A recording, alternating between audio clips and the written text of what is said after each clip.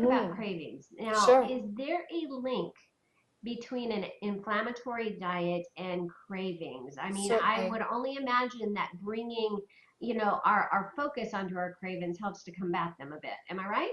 Absolutely. Now, number one reason why these foods would cause cravings is the elevation of insulin in response to a massive amount of carbohydrates. So when you have a high carb diet, a highly refined carb diet, your blood sugar shoots up like a rocket, and your body has to put out a ton of insulin as a response. And in that place of putting out too much insulin, then the sugar gets shuttled into the cell and your blood sugar drops like a stone. And that's going to cause you to have severe carbohydrate cravings. And that's a very stressful state on the body. So you end up having also an elevation of cortisol, your stress hormone, which will actually cause the adipose tissue to collect right around the middle. So if people have that muffin top occurring, know that that comes from the stress that you're under and the cravings that you end up having from that stress.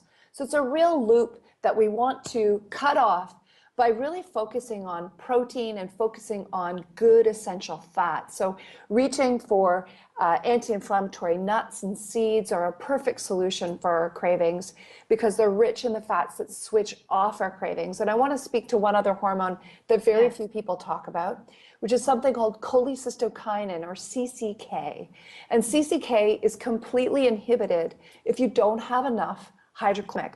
Well, what's happening when you're inflamed? If you have GERD, if you have indigestion, then your doctor will often prescribe an antacid.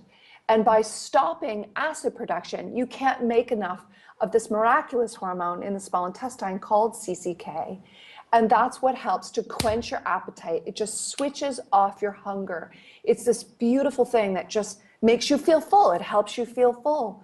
So you can see how we're in this crazy loop. So if we can heal your intestinal lining, if we can help to heal your stomach from any sort of ulcers, which is really prevalent because the H. pylori bacteria go so high in a very inflammatory diet environment. So if you have tons of sugar and not enough of the good microbes, unfortunately, we can develop a ulcer, and then boy, we have to rely on things like protein pump inhibitors.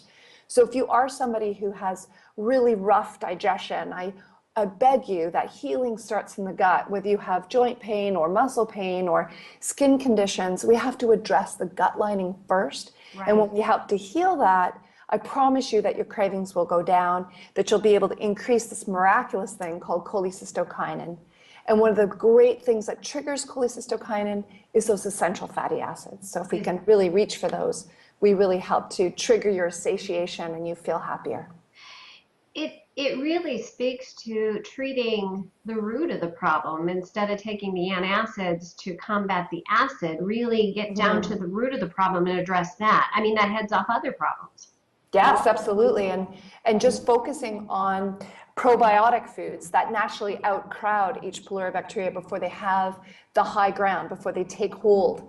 Also, did you know that everyone thinks of really strong H. pylori killers like the antibiotics that you're put on, but before we have to go to treatment of an ulcer, what if we took in foods that are naturally killing off H. pylori, like blueberries, cranberries, and even olives and olive oil actually help to combat H. pylori naturally. So there's so much we can do to heal up your stomach lining. We want to reach for those very safe foods like blueberries and olives and olive oil if you do have an ulcer, because some people cannot have any acid, so cranberries are off the menu.